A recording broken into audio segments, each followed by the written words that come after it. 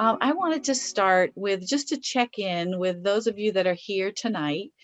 You've seen the title, Looking to the Future from a Financial Perspective. You've been through 3 other webinars, or some of you have been to the other webinars Mid-Atlantic Foundation has offered. I want to ask you to tell me what your burning questions are, what you're hoping to find out, or what you we're hoping to hear in these series of webinars that you haven't heard yet, because I think I can adapt the work that we're going to do tonight to make sure this is really fit into your ministry context. So it's an opportunity for you to tell me something you're hoping to hear about or to get some information about tonight in the hour or so that we're going to spend together. And I'm going to call on you just because that's easier at this point in time. We'll be a little bit faster. So I was looking for 15 seconds, maybe 30 seconds. What's burning for you as you think about the work of financial stewardship and financial leadership? And Violet, can I call on you first? Hi, everybody. Hi, I Violet. guess I'm just interested in how to keep the church finances growing. Great. Yeah. How can we steward, cultivate generosity? Thank you. Sonia.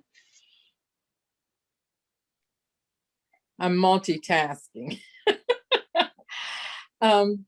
For me, I too, how to keep our church financially stable, and also trying to get our members to understand stewardship.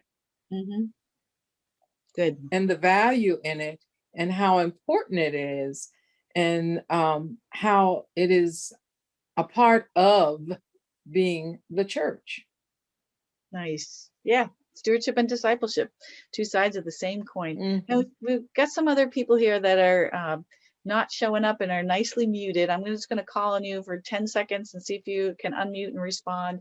If you don't respond, I'm just going to move on to the next person. So I see a Peggy. Peggy, would you like to share with us? Sure, glad to do that. You're not seeing me because I'm trying to grab some dinner while I'm here too. Got it. And I'm sparing you watching that.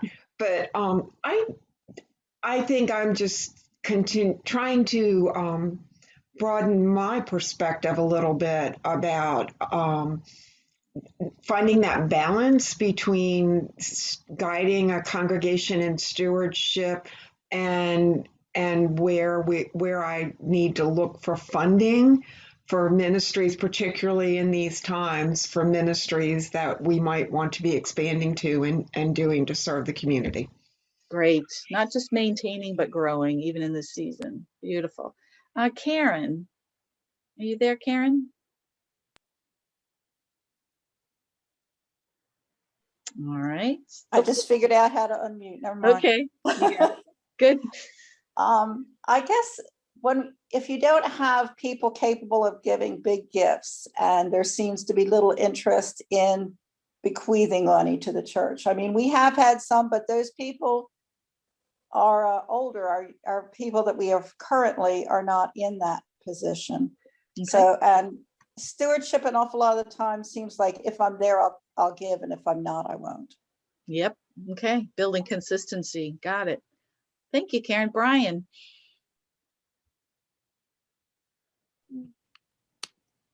Hi, it's Stephanie. I'm just on my husband's computer. Hi. Hi, Stephanie. So I come from a very traditional, old-fashioned church and congregation. And so we are looking for outside the box leadership to move forward into newer ways of doing things, to increase our stability and beyond stability, to be able to do things we've not been able to do before. So we're looking to learn a whole lot. Great. Thanks. Thanks for being with us, Stephanie. And Lisa. Good evening.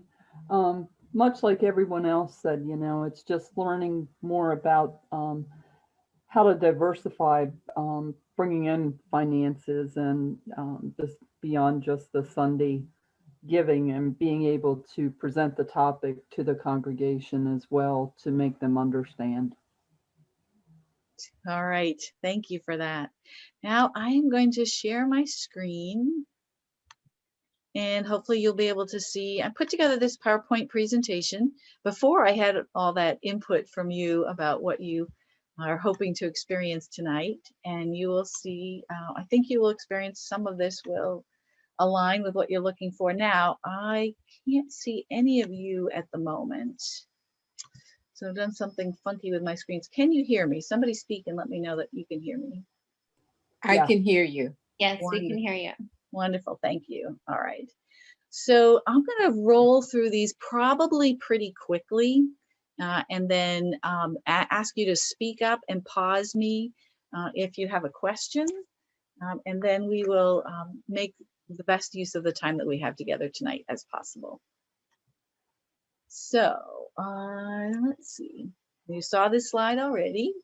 I'm gonna go back. This book, Church Finances for Missional Leaders, is my response to hearing pastors say, how do we talk about money? How do we do financial stewardship in an empowering way? And they didn't teach me anything about this in seminary. So in this season, when our world has been turned upside down, when things that we never imagined would be possible have become possible, like wearing masks all the time, this is my gift to you. That is I call it a Cub Scout code book to dimensions of financial stewardship. It is a shallow dive into principles about missional giving and best practices around financial stewardship, because there's a direct correlation between the trust that people have in our churches and their willingness and interest in being generous with us. So I'm going to pose for you 3 topics that I believe impact people's readiness, willingness, enthusiasm to share their gifts from God with all of us. And these are the 3 topics: donors' expectations, agreements and policies, and then finally governance and regulation. That sounds a little bit dry, but to certain types of donors, and somebody mentioned, people considering making a bequest, our ability to model that our congregations or organizations that understand these 3 sets of components of financial integrity, it matters to them. The first one is donor expectations. What are our donors looking for from us? Now, several of you said it would be great to have donors who were more generous with us. And what I'm going to propose is that before they're going to be more generous with us, we may have to be more of all of these things with them. We may have to be clearer about how they can give to us. What are the ways that we can receive gifts from them? We're going to have to be clearer about things like the difference between whether a church is going to receive a designated gift or accept the restrictions that a donor might put on a gift. We're also going to need us to be more transparent. How many of you are in churches where secrecy is still a norm and only the financial secretary knows anything about people's giving and commitments? How is your ministry acknowledging the gifts that it is receiving? Is the budget available to folks? Is there a narrative version of the budget? And some of these strategies I'm describing, the how to do them, is in the book, How to Create a Narrative Budget. How does money move through your ministry setting? Do people take the money home to count it, or do they count it on site and get it to the bank? What banks do you work with? That level of transparency we're not always comfortable with or fully aware of. What's it going to look like to have greater clarity and transparency so that our donors can understand how we're stewarding their resources when they share them with us? What is the connection between our financial stewardship work and our missional commitments? Do people understand, do we clearly communicate that it's being stewards of their generosity that empowers our mission, and that our mission is not just to keep our buildings open, but our mission as United Methodists is to transform the world? When we talk about finances and stewardship, are we talking about covering the bills, or are we talking about changing the world? In the book, there's a concept called the front porch or the back porch. Have the leaders in your congregation figured out how to have the right conversation in the right place? The back porch in my house is where stuff gets put on its way out to the dumpster. It's a place that's messy and sometimes cluttered. It's a place where hard work gets done. The front porch, on the other hand, the front of my house, is the way I present myself to the community, to the world. And I invite you to think about how financial stewardship shows up in your ministry setting. Are you showing up with a front porch perspective, telling the world about your commitment to mission, to changing the world, to being there for people, to modeling generosity in your community? Or are the back porch conversations leaking onto the front porch? If we want people to be generous to our ministries, when we tell them that the ship is sinking, then I like to remind folks that that message is going to cause the rats to flee because that is a wise thing for them to do. So how are we communicating that we want them to be part of our mission and ministry that's going to change the world, rather than hoping that they might come and rescue us financially? There's a whole chapter in the book about communication. What are we communicating to the world? And is it empowering, or is it inadvertently disempowering? I want to take a quick look at this concept of agreements and policies. One of the examples in the book that I found really helpful is the concept of a permanent file. Does your ministry setting have a location where important documents are filed so that when they're needed, they can be found? And this includes things like incorporation papers, your nonprofit status, your state tax exempt information, your endowment policy, your charge conference booklet. Do you have that information gathered somewhere so that when it's needed, it can be found by the people who need it? Those agreements and policies establish a historical memory. Now, I don't know about you, but I can't remember things I did 3 months ago, or sometimes even 3 weeks ago. And congregations are notorious for living out of a myth of memory. And so when you have agreements, documentation, and policies, you're creating a historical memory that people can get to and find, so that you don't have to repeat things over again. You don't have to start from scratch. You don't have to reinvent the wheel. You can build on the work and the visions of the people that came before you. And those policies need to be reviewed annually so that we can be aware of them, keep them in current memory, and think about what we need to communicate with our people and our congregations. So how does this concept of agreements and policies show up in your ministry setting? Is it something we get to later? Or is it something that needs some attention now as one of the strategies you use to show off as a professional organization that is able to be a good steward of financial resources? And then the third concept is governance and regulations. Do we honor the fact that we have the privilege of being nonprofits in the United States of America? That means we have certain obligations and responsibilities. Some things of the work that we do are tax exempt. Do people who are managing your finances understand what needs to be reported? Thinking of a horror story of a church where the employees' tax withholdings were withheld from the employees' compensation, but then never sent into the federal government. They just sat in the bank. And just the catastrophic effect of having to pay thousands of dollars in fees. The other dynamic about this governance and regulation piece is, if you have gotten any information, even about what's happened in the United States around tax policies, things change every year, as frequently as every year. And so how do you have your finance folks keep on top of the changes that are happening in the financial world, so that you're not caught unawares, and so that you're able, again, to deal with questions, to deal with policies changes as they come up? So this is just a very quick look at 3 dimensions of that donors are looking for us to be paying attention to.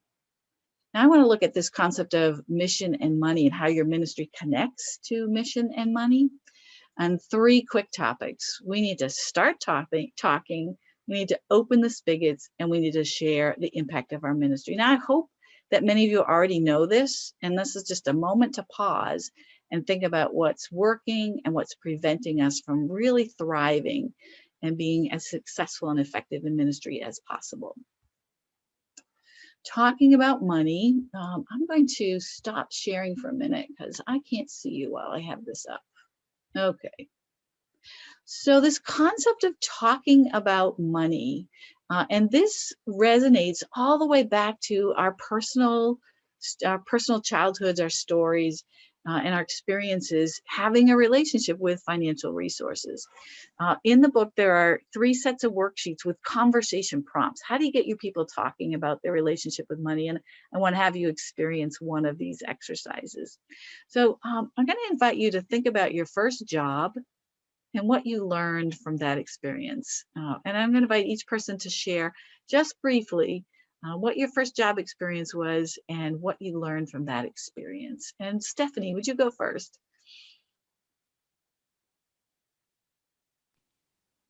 I was very young when I got my first job, and the secretary had gone on vacation, and the owner decided he wasn't going to be able to make it a couple weeks without a secretary. So I was sort of thrown into the deep end of the pool and just had to start taking phone calls and putting letters together and dive in to see what needed to be done. And that was it. So I guess to just be fearless and jump in and see the best way to help with the situation. So you learn to be courageous and to trust your ability to just get it done. Yes. Wonderful. Okay. Peggy. My first real job was in a hospital as a teenager, and what I learned was actually from watching someone else is that you don't do what you aren't qualified to do, or it can be really dangerous. Got it. Got it. That's a powerful learning. Yeah. Get prepared, be prepared, stay within your lane. All right. Nice. Lisa. I too started in a hospital as a nurse, and I really depended on some of those other nurses with more experience to mentor me and answer my questions and learn all the new things around me. So I think being humble and having a mentor was a huge fact for me. Great. Good learning. Karen. My first job was in a clothing shop, and I guess the most important thing I learned was to get beyond myself and be able to go up to somebody and convince them they wanted to buy something. You got to be in sales, huh? Yes. Inspire people. Great. And Violet.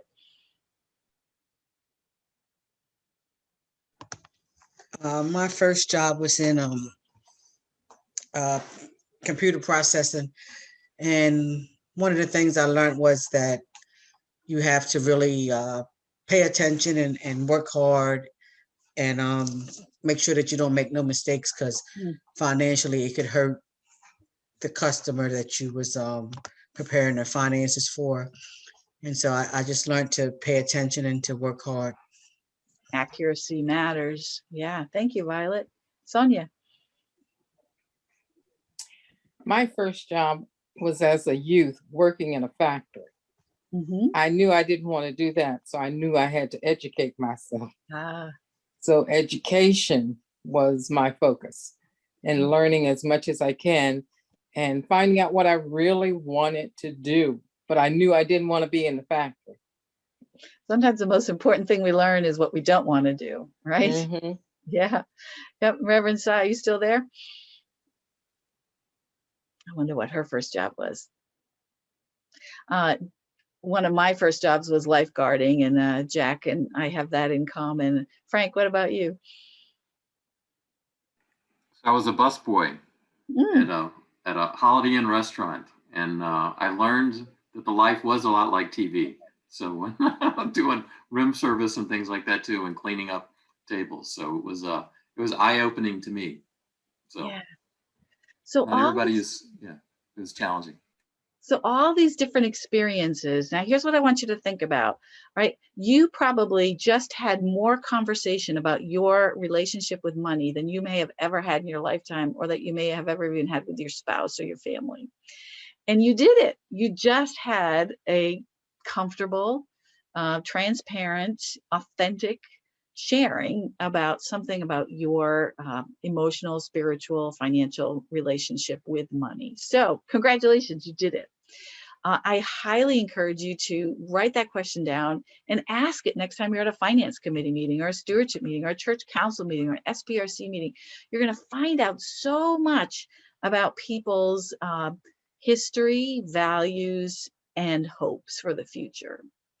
And that's what's going to position you to be able to figure out where the generosity opportunities are that have not yet been cultivated. So I encourage you to play with it. It is a powerful, simple tool. Being the person who asks constructive questions is one of the ways you as a leader will cultivate generosity for your ministry and potentially identify some other fundraising resources. Now, imagine that you're at a finance committee meeting and you've got 6 other people in the room with you. Those 6 people are going to have at least as diverse or even more diverse stories than we had just in this Zoom room that we're in, right? And so all of those values, hopes, experiences, and learning is at the table, but we don't ever talk about it. We talk about, have we balanced the budget? Do we need to do another fundraiser? Do we need to do a capital campaign? If you don't know the background or something about people's personal relationship with money, then I want you to figure out how to have that tool and add that tool to your repertoire of being a leader who cultivates generosity. Reverend Sa, we just shared our first jobs. Did you hear us doing that? I'm sorry, Bishop called me, so I had to. You had to take that call. Sorry, So yeah. just with me. Yeah. We'll circle back to you. What was your first job and what did you learn there? Oh, okay. Can we skip? Oh, everybody else already went. Oh, let's see. My first job experience, I was a journalist and a reporter. So back in South Korea. I think my senior reporter took me to a place to interview an ambassador, actually Italian ambassador. So I was just observing how he did, how he was leading that interview and questionnaire, etc. So most of the time I started with a lot of observances. Yeah. Absolutely. You learned to ask good questions, I'm sure. Yeah. Excellent. All right. So we're talking about how all of those experiences are at the table when you're having a finance conversation or even a visioning conversation with the people in your ministry. All right.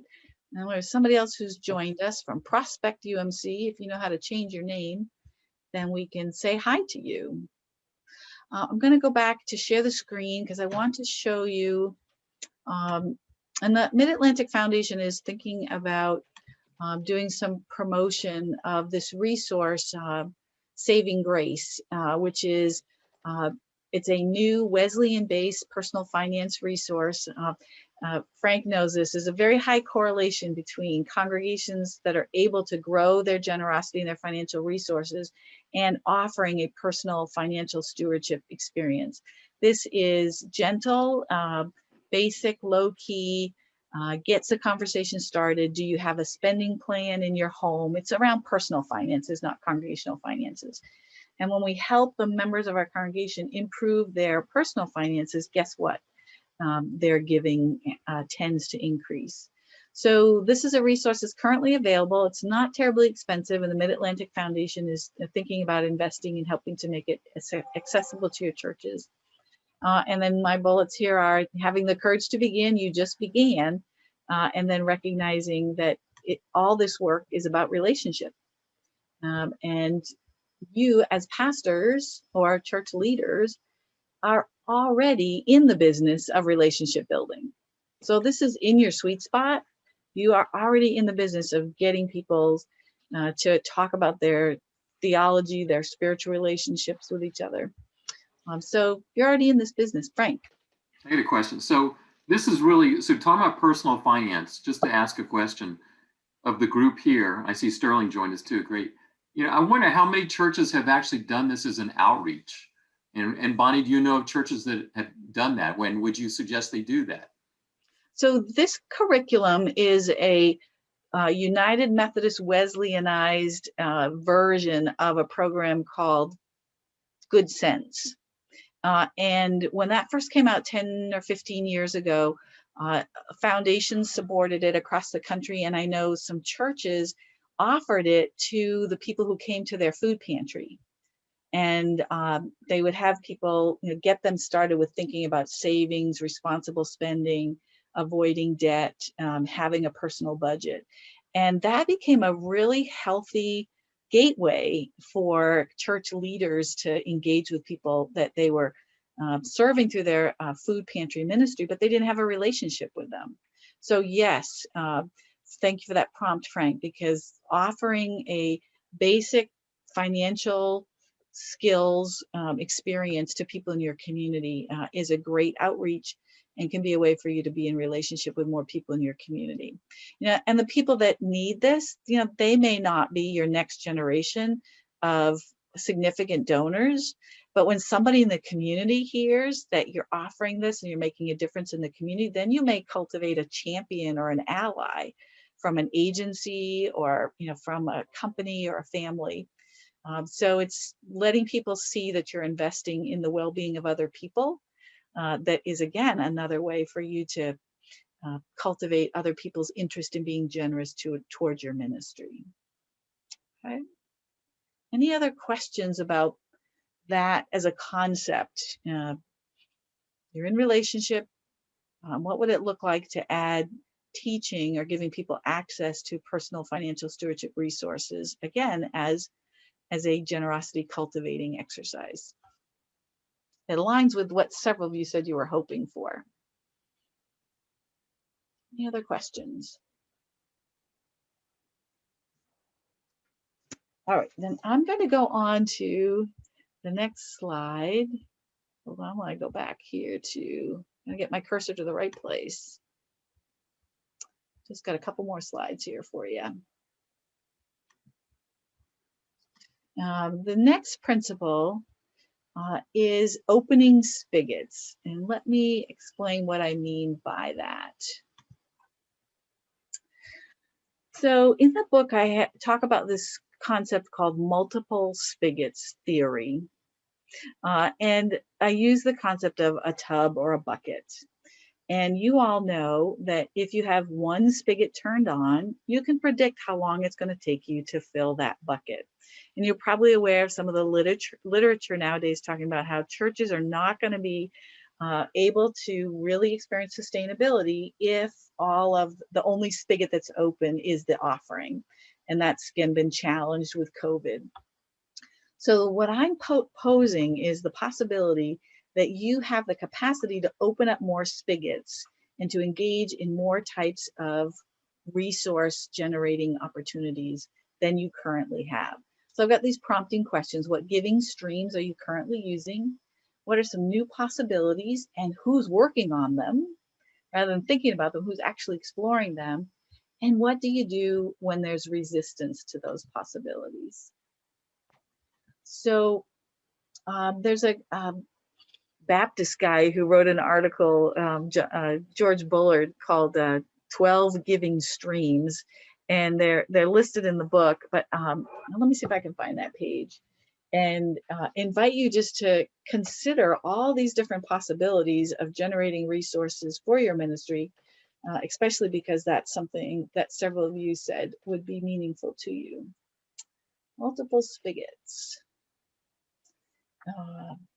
And so somebody, let's see, Violet, tell us what are the current ways that people can make financial contributions to your ministry? What spigots do you currently have open? Mail-in, drop-off, and electronic giving. Very good. It's better than some churches have. It's good. Somebody else give us an example. Peggy.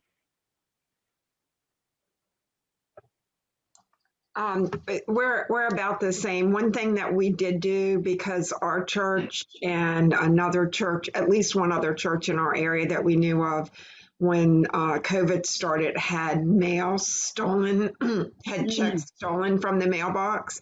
Okay. So I actually donated the money to go out and buy a locked mailbox because I felt like if we could tell people that, you know, if you drive by and drop your check in that mailbox, or if you mail it to us and it goes in that mailbox, that you know we're going to get it. Nice, nice. All right, so I'm going to ask you to get out a piece of paper, and I don't have this on a slide. We're going to give you a description of 5 different types of offerings. Now, remember, this is just within the realm of inviting people to support your ministry from their financial resources. And see if you can see the distinction between these different types of offerings. And then we're going to talk about how often can you make these types of asks. So weekly offering, that's pretty typical. We understand that. It's usually within our wheelhouse. It's something we're typically practicing. We're typically practicing it 52 times a year, right? If we're together. The next one is special offerings. And this is a model by Ken Callahan. And he talks about special offerings as being an ask that has to do to responding to an emergency need, like somebody's house burned down or a family gets evicted. And he recommends that churches, congregations can respond comfortably to that type of an ask 3 to 6 times a year. Now, this is the one that I question. I think that with the right presentation and with the right type of invitation, congregations can respond to a special need much more often, maybe almost as much as once a week. I watched a pastor ask a congregation, there were 25 people in the room, and they had a family that had a kid who was trying to take driver's ed, but didn't have enough money to pay for driver's ed. Pastor made an appeal, invitation, you know, not everybody's going to be able to support this, but if you would like to help support this kid take driver's ed, they raised $425, you know, in 10 minutes. So think about this concept of making a special, specific ask for something and how often that happens. The next category he describes is called missional offerings. And he suggests 2 to 4 per year. And by missional, he gives the example of like a special offering for Habitat for Humanity or for United Methodist Committee on Relief. Now, we already have, 6 United Methodist special offerings. So this could be those or could be more than that. But he talks about those 2 to 4 times a year. And again, I think with the right approach, with invitation, inspiration, those could be offered more often.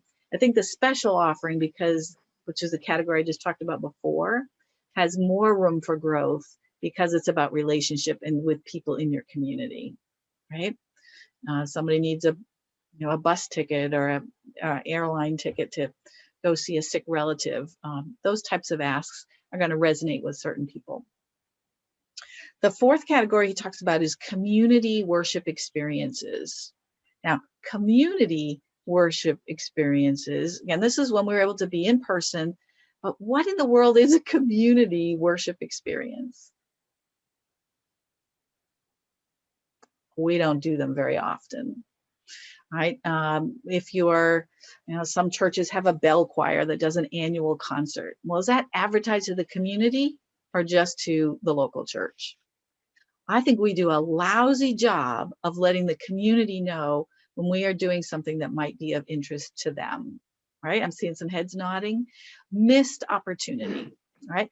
And you also know the principle of not putting prices on things and how that also cultivates generosity. Yeah, Sonia's nodding. Have you got a story around that, Sonia?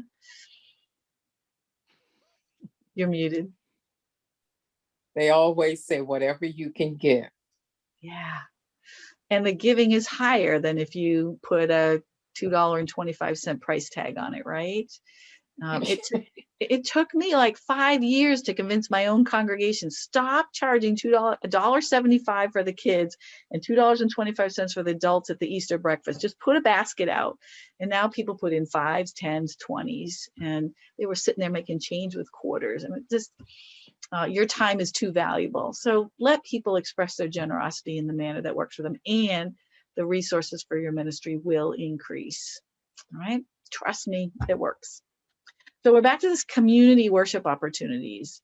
How do we let the community know that we're doing something either worshipful or missional, and that they can be part of it, whether it's a Valentine's celebration, or a Shrove Tuesday or Ash Wednesday. Ash Wednesday, and again, there are going to be people who have no clue what that means, but why are we not inviting them? Why is our marketing only to our known members? So I think that is a huge opportunity. He talks about having 6 of those plus Christmas and Easter, with Christmas and Easter already being community oriented because people bring family members, they bring neighbors and people that show up the C&E events. So what if we actually put some energy into offering something to the whole community? And then in the midst of that, having a basket where people could make a contribution. And then so the last category he talks about is special project giving or capital campaigns. And I hope you've heard, capital campaigns are best every, 3 to 5 years. It's a big ask. It's from a different pocket from people's resources. It's not from their ordinary income. And it addresses a specific, typically more expensive project than the budget can handle. So when was the last time your congregation did a capital project? And did something extraordinary and asked people to stretch their growing? If that hasn't happened in the last 3 to 5 years, then that could be an opportunity to explore.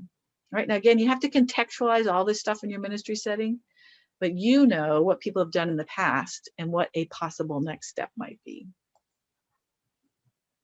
And then I want to rattle through this list. This is George Bullard's strategies for expanding, turning other spigots on in your ministry setting. And some of these you're already doing. Some of them you may think is it really worth the time and energy? But these are all income generating, revenue cultivating, generosity cultivating strategies, categories of strategies for expanding generosity. So the first one is the ask, a commitment or pledge campaign. Give me a thumbs up if your church is doing an annual, this is what we have pledged or committed to give to the church for the next calendar year. Give me a thumbs up if you're doing that. I'm not seeing any thumbs go up. No? Okay. So this is a place to lean into as a leader, to lean into the resistance around that, because there are very powerful statistics, and frankly, I'm not going to get them right, but chime in if you remember what they are. When you just pass the plate, statistically, people give about 1.7% of their income. When they're asked to make a commitment and to write it down, that doubles or triples. I'm a whole lot more accountable and responsible when I write something down. And so why would church decisions be any different from that? So what's it going to take for you as a leader to introduce the possibility of people making a covenantal promise? People get itchy about the word pledge. What is your goal for your generosity back to God through this church that you love for the next calendar year? And it could be March to March, it could be January to January, it could be June to June. If your congregation hasn't asked people to make a commitment, then you've lowered the bar, and there are probably financial resources for your ministry that you're leaving sitting on the table. Right? So I challenge you, if you're not doing that, then figure out a way to do something that calls people to that higher level of accountability. There's always grace. People lose their jobs and they change their commitments, et cetera, et cetera. But what's holding you back from asking your people to make a commitment? Now, it may be that we as leaders are scared of that commitment ourselves, and that may be the first thing that needs to happen. Oh, Sterling. No. Good. We have done pledges, the pledge cards in the past, where people will pledge their commitments or state that they're going to pledge their commitments. And then some people don't, pick up those pledge cards or that commitment. I have a capacity. I could talk about giving all the time and break it down doing service, because some people, you really don't know what people don't know. Right? Correct. You really don't know what the congregation don't know. So, Correct. And doing our offerings, and during a prayer, we say thank you for your tithes and your offerings. And I always have a slide deck, and on my slide deck, especially since we've been on COVID, it states at the top, it says sowing generosity. That's the top of the slide. But I also took a moment once, a couple of weeks ago, to actually break down to the congregation during the giving part of the service about what's the difference between your tithes and your offerings. Because we say thank you for your tithes and offering, but we link them together, and people think, oh, they're the same thing, and they're not. They're nowhere near the same thing. Tithes is a 10% of your first fruit. Your offerings is what's left over that you have left, that it's accumulated, that you can still give. And then your generosities is something on top of that you want to give for a specific cause. So, I mean, I talk about this all the time, and one of my members is on, and she knows I talk about it all the time, about tithes and generosities. And I told them this year we need to do a capital campaign because we need a new roof for our fellowship. So I says we're going to start a capital campaign, to reach this $10,000 goal that we need. And, and I tell people that does not come from your tithes. I have to make it clear that one does not associate with the other. This is if you love your church and you want to continue to do ministries and blood drives and have AA come utilize, that part of our building, well, you need a roof. Very good. Very good. And so, I'm not scared to tell. It should be a 12. I follow the 12-month step program. So year-round I said that. Yes. So I'm starting that. I sent out the thank you card already for January for all those for what they gave last year. And so I get a list of what everyone gave. And it's a good thing for pastors to be able to discern the difference of someone's giving. It's not to use as a benchmark, oh, this person gave more than that. No, this way you can have, when you go have that conversation with that individual, or those who don't give, or something changed in someone's life is why they're not giving as they used to give. So you have those, but I sent out a letter to each and every person, regardless of how much they gave. And I listed what they gave. And because of their giving, we was able to do ministry. We look forward to doing ministry again, to grow our ministry for 2021. So I try to use that as an encouragement of that. And now following that will be the first capital campaign letter stating we need this room. So there's communication, and you see the clarity and the transparency that you've just modeled for the whole group. And that's why I always believe within your community, you have the resources and you have the leadership, have the capacity to support and challenge and resource each other. So thank you, Sterling, for raising the bar and letting us know what you're already doing. That's Frank Roberts' group. Don't be afraid to talk about. Don't talk about giving. I could talk about giving every Sunday. It doesn't bother me. And like you said earlier, that people don't know what they don't know, and there's a whole lot of people out there in churches who don't know the freedom and the power and the agency that comes from being someone who courageously invites people to talk about money. Brilliance. Yep. And that's the impact that the Financial Leadership Academy is having on the regions that you serve. Excellent. Yep. Good work, everybody. So I've given you some things to think about in terms of expanding the offering and invitations to people to share their generosity.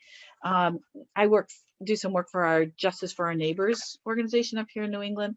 And we just put out this silly, send a message to somebody you love for Valentine's Day message. And we got a bunch of donations, and we raised very little effort, raised $976. So it's clarity, transparency, and courage to invite people to be part of the amazing mission and ministry work that you're doing and called to. Let me just quickly share with you the other topics that are in this laundry list of ways that resources can be generated for ministry. We talked about the pledge drive, building use agreements, and in some parts of the country that language works. In other parts of the country, we're cautious about building use covenants. So there are people who are looking for space, and again, this is post-COVID when we get back into our spaces. There are people whom we can serve with the property that we own. It could be an extension of a local school activity, and that can be a significant source of revenue. Now, I know a church that rents out its parking spaces because it's in a very urban setting, and it makes about $50,000 a year off of those parking spots. And they should be paying unrelated business tax, unrelated income business tax, but they're not. And churches sort of fly below the radar with some of that stuff. But you may have an asset in your building and your space that you could expand. Then there's capital campaigns. Pastor Sterling already mentioned that. And then there's silly things like collections. We used to do all kinds of drives, collecting bottles, doing other types of redemptions. There are businesses now that you can sign up for that will collect things and give you pennies on the dollar, and that can add up. And so look for those types of opportunities to increase. Community events or meals, sort of referenced in the list before. I know a pastor that was trying to get her church to do a pick up chicken dinner, a turkey dinner, and they refused to do it. COVID hit. Now they're doing it once a month. 3 people go into the church. They cook all these chicken dinners, and they're making $1,000 a month. Now you got to be careful about being licensed and who you're selling to and how you take your donations. But it's happening. Things that we thought couldn't happen, COVID is allowing us to stretch and make them happen. Another strategy is called designated giving invitations. It's basically asking people to pledge towards a particular thing. It would be like asking people if they want to, like your flowers. Typically people sign up and they are the sponsor of that.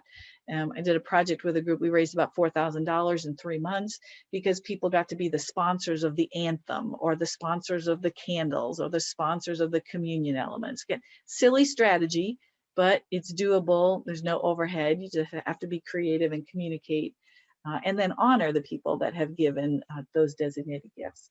Electronic giving, another strategy that is changing even as we live through this season. I've been at the congregation I attend now for over 25 years. They refuse to do electronic giving because they don't want to pay the fees. Everybody's paying fees for all of our bank transactions. We just don't know about it. So blessings to you if you've got it in place, and know that other places we're just going to have to keep inviting. Grants can be a resource that are available. You may be able to find a community partner, a champion. I know a pastor who got doing some amazing visionary creative work, and somebody from a local business came to them and said, we would like to give you some money to support the work that you're doing. So again, how you're telling the story of what you're doing, that will be attractive to others, and grants may be possibilities. Special offerings, fifth Sunday, second mile offerings, it's another type of ask. Some churches every fifth Sunday do an offering just for something in particular. I've seen some churches do birthday offerings. This month, all the coins that go into this jar are in recognition of everybody's birthday this month, and that becomes part of the discretionary money or missional funding of the church. Talking about tithing, just talking about tithing, having the courage to talk about proportional giving or tithing, getting people to tell their tithing story. I became a tither at the time when I was most terrified about where my career was going. And I said, okay, God, I'm going to trust you. I'm going to tithe that Sunday I tithe the amount that I hoped would be my weekly income in the future. And within 3 months, I had a job that I was getting paid that amount that I had tested God about. So it's a scary place for people to go, and amazing results can come from it.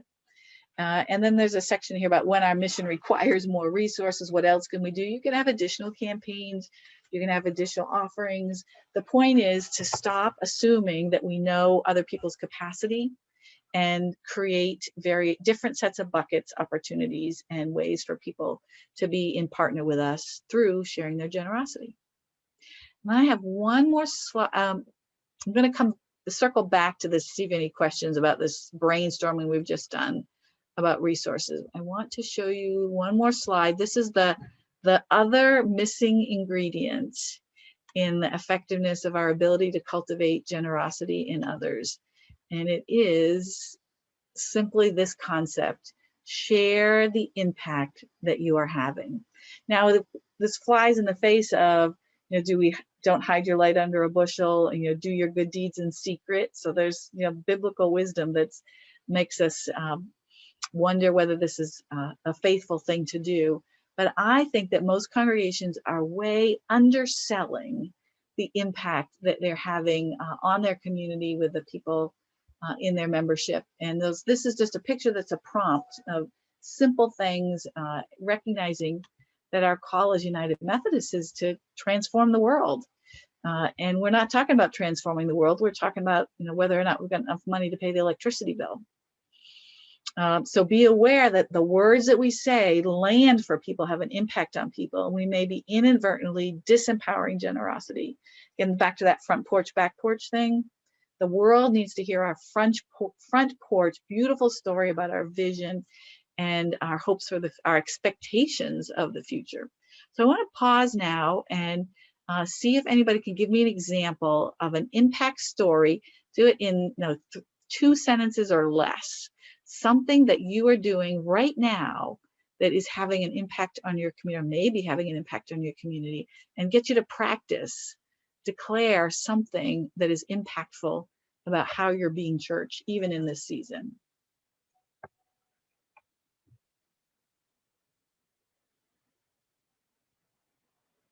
I'm not going to call on anybody because I want this to come from you.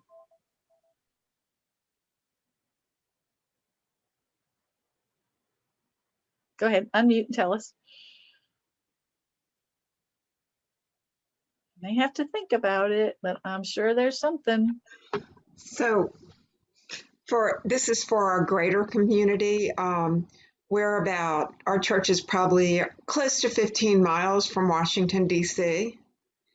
And so for 20 years, with other churches from Maryland, Virginia, and West Virginia, we've been going into Washington, D.C. and taking food, blankets, tarps, clothing, almost at times when before COVID struck, it was almost like we had this mobile boutique to serve those who are living on the streets in our nation's capital. And we have been able, with some small breaks with events that have happened in the Capitol or, at the height of the virus, but pretty much we have been able to, on a smaller scale, mostly just our church being the ones to actually go to continue that ministry through this pandemic. So I'm so proud of the congregation I serve and their commitment and their dedication, because from 6 churches supporting that ministry to having one church carrying it primarily with some limited support from the other churches has been a huge stretch for a small congregation, but they have stretched, praise the Lord. People have much capacity to stretch, much more than we imagine. That's powerful, Peggy. Powerful testimony to what's possible when even a small band of people see the value in the worth of the work that you're doing. I had an episode in my life where I got connected with some homeless families that were living in a hotel in my town. And so we got them things like suitcases and nail clippers and food. We had this sort of secret communication system. And when people heard what was happening, people would come up to me in church and they would try to put money in my hand. And they could just see that something was happening. And I said, nope, gotta give it to the church. But this is what I want you to experience. So checking to see anybody else got an example of a mission or ministry or I'll jump in. Yeah, we did, and our church had not done it in the past, other than we Feed My Sheep, which was it was come in and people sat and ate, but it's actually a food pantry where people drove through. And we gave them boxed, big garbage cans full of food, for their family for the week. So that was something brand new we did for COVID. We started doing it twice a month, now doing it once a month, but still pretty cool. Fantastic. And people in the community have responded, so it's been fun. Redistributive justice.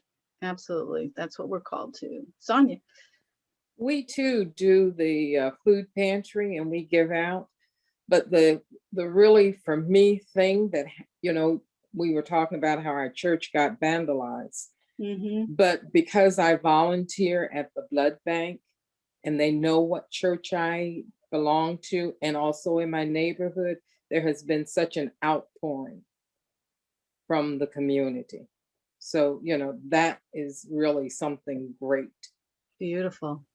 These are powerful stories. And if you haven't put this into your bulletin or your sermon or your communications to your people, you're generating preachable moments. Anybody else?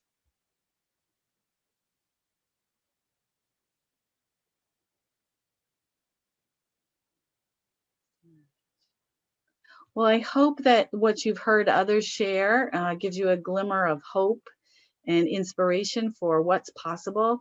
I'm convinced that the resources are out there to fund and support the ministry that God is calling you to. And if you're feeling discouraged or if you're feeling uncertain about that truth, then find a companion, find somebody from this group or somebody else that can support you. The Mid-Atlantic Foundation is doing lots of this empowerment work, because when we try to solve it alone, we get in our heads and we get discouraged and we get depressed. And as Sonia said, the community's out there and ready to respond. It's tragic when it has to be a crisis, that motivates people to respond. But there are opportunities that I believe there are people that are out there waiting to hear from you and your church's ministry. And they're yearning to be useful and have an impact on the community too. So it's not all on them, it's on us and how we show up in the world. And I hope that's some both challenging, encouraging things for you to think about. I'm going to pause and see if anybody has any questions. I'm going to put into the chat window about a year ago. Hold on a second. About a year ago, I started a course. It's a 5-session course called Cultivating the Craft of Asking. And I'm going to put the link to it in the chat room. I have a few seats available in the group that's going to be starting February 24th. It's designed to be a small group of people who support each other and engage in the practice of asking and cultivating resources. We've touched on that, but this would be an immersion deeper into that. You could check with the foundation and see if they'll do any scholarships for it. It's $150, and I've done it with 2 groups before, and combined this 20 people raised over $160,000 for mission and ministry because they exercised their agency and stretched beyond what they thought was possible, and made some asks, had some conversations with people and champions in their communities. So I'm delighted to offer that and invite you to consider that possibility if it fits into your life.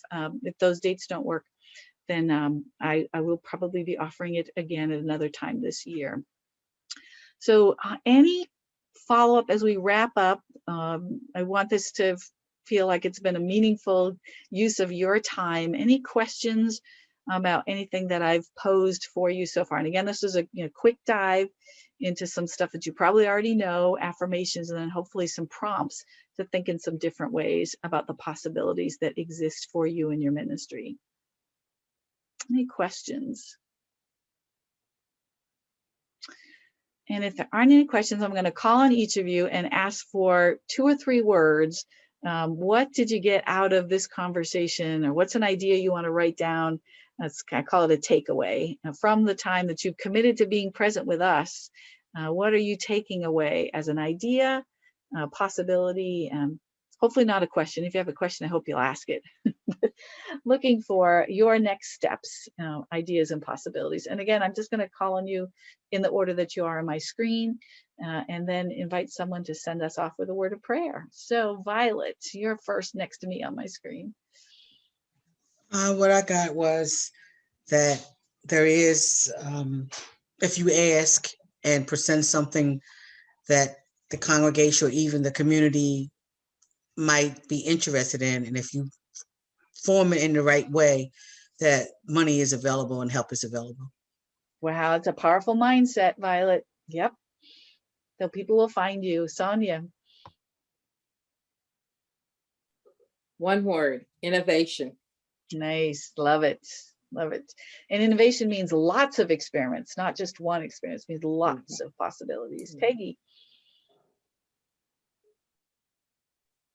A reminder to not take away people's opportunity to give. I love it. Brilliant. Brilliant, Peggy. All right, Sterling. Intentional. Well said. Intentional about your giving, and don't be afraid to ask. So, I mean, I ask. I'll put it out there. So, being intentional about it. Yeah, and a no is often just a not yet. Right? Yeah. Awesome. No means I just keep moving. I'll just keep asking. Your no is a yes. That's right. Keep on moving. Good work. Lisa. Perceptions. I think we limit ourselves sometimes, like they said, by making assumptions as to what someone's giving capacity is, and we need to drop those blinders. Very important point. Yep. Remember how different your life experiences were with your first jobs? We cannot make any assumptions about people's potential. Karen. To invite commitment and to be creative. Nice. Beautiful. And Stephanie. Yeah, I think we need to be brave about starting our conversations, and I think we need to be brave about giving our testimony. Great.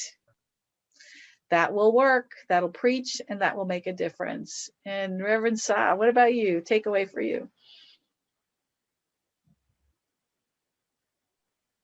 Well, I see most of pastors and congregations are functioning in fear and poverty mindset. I mean, scarcity mentality.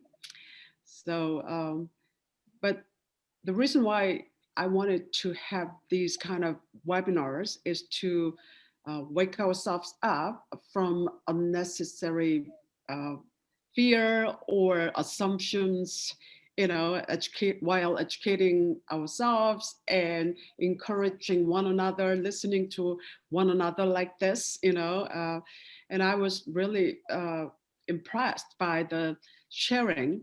I'm so glad, Bonnie, you invited people to share, take away, all this. And this is the hope that I have been looking for, for laity and for pastors. So again, a scarcity mentality and fear that should be, really addressed for such a time like this. I believe so. And then again, just do it, be brave, and only boldness we need to have. Amen. Amen. And that's a mindset shift that we have to be aware of and intentional. I'm mentoring a woman from Ohio who, and I'm not even mentoring, I'm mentoring around leadership, not around financial stewardship. She got asked by her finance folks to call. They gave her the list of the 15 top donors in the church. So it must be a pretty large church. And asked her to call them and see if they could pay off their $195,000 mortgage.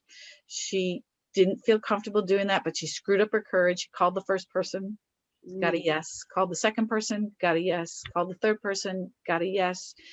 She had $185,000 of the mortgage covered. And then last week, somebody called her and said, I will pay off the balance. Amen. She built momentum. Amen. And I mean, just courage. So, and I'm kind of mad at the denomination right now because they keep saying how awful it is, how amazing things are possible at the local church level. And you are where the rubber hits the road and where the miracles happen. So thank you so much for showing up for this conversation. I hope you feel inspired and encouraged and hopefully not overwhelmed. All of this starts with one step on the journey. And showing up here tonight, I hope, is the beginning of some new possibilities and ideas for you, for your ministry setting, and for the world that is waiting for us to show up. So thank you so much.